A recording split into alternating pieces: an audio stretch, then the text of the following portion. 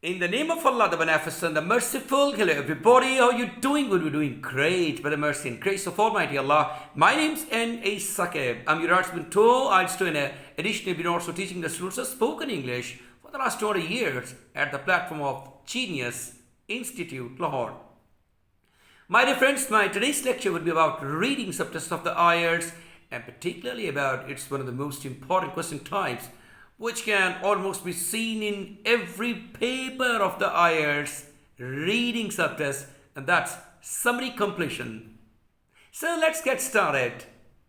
As it is obvious from its very name, the question type, summary completion, it simply means that there would be a summary in this question section of the paper, and you need to complete the summary by filling in the gaps, the empty spaces.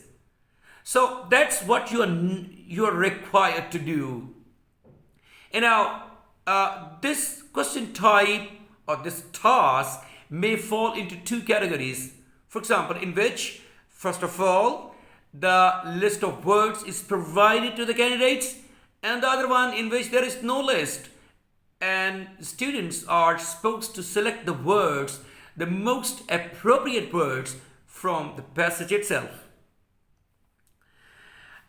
In the category of the, word list, actually sometimes more words are written or provided than required.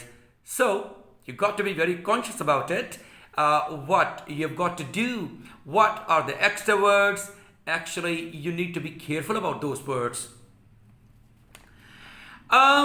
Sometimes the word or the words seem to be appropriate, which are as a matter of fact not, and they are actually the other options, and they seem to be suitable options as well, but beware of it, they are the distractors.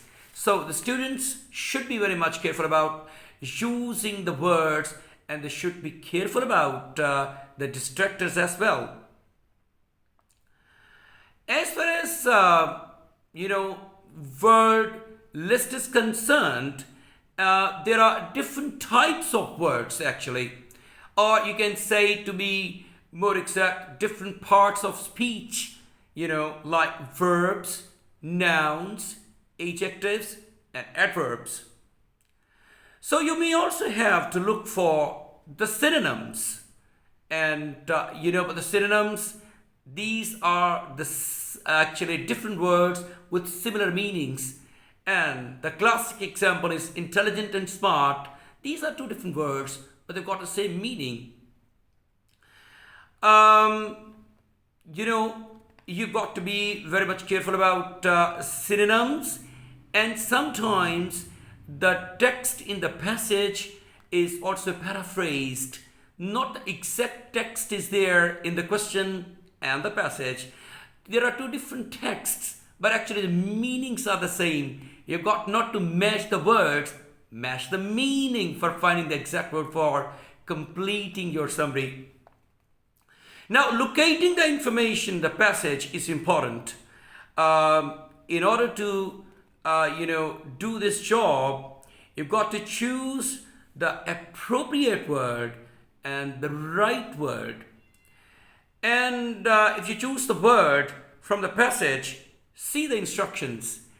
Instructions may be different in different question types. Maybe one word is asked, or maybe two words are asked, or maybe three words are asked to fill in the gaps.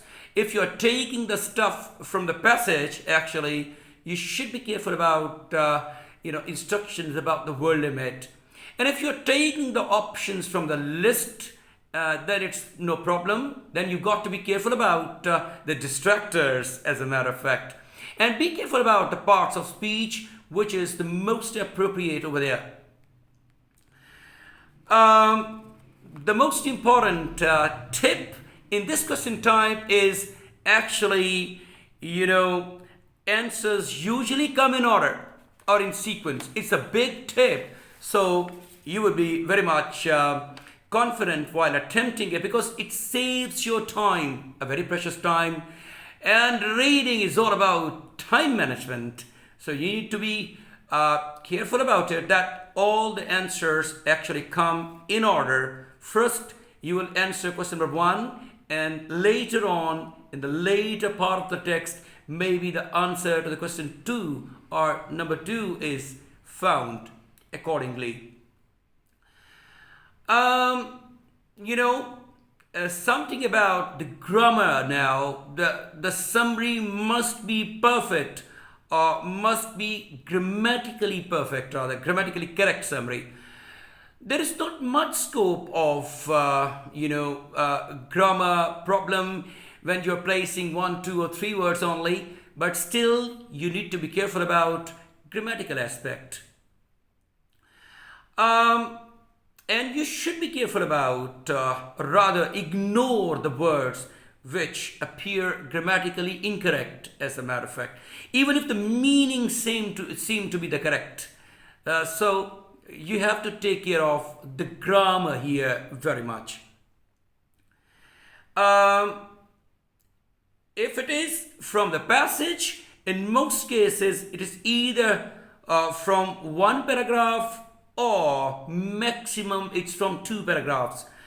1 or 2 paragraphs are involved in the summary. So you should be particular about what section or the portion of the passage is involved in summary or summary completion question answer. So once you are, or once you have finished with all the questions in summary completion, check for your errors. Maybe there are some errors, and if there are some errors, they need to be corrected over there. And double check for the spellings as well, because spellings also actually make the difference in making your questions right or wrong. Grammar, spellings, and you must be careful about the instructions very much. Instructions in every question type matter a lot, but in particular in which there is actually word limit involved, it should be kept in mind more strongly and more emphatically. That's it, my dear friends. Today we talked a little bit about summary completion, and I hope you would have understood what is the sum and substance of this question type. It's not that easy. It comes in order. It can be found in different 1 or 2 paragraphs, and they systematically come. Either there is a word list or there isn't any word list. You have to select the words for the passage itself. So keep in mind all these basic instructions, and you'll be a successful candidate in scoring very good in reading subtest of the IELTS. God bless you all. See you next time in another uploaded video. Until then, bye-bye.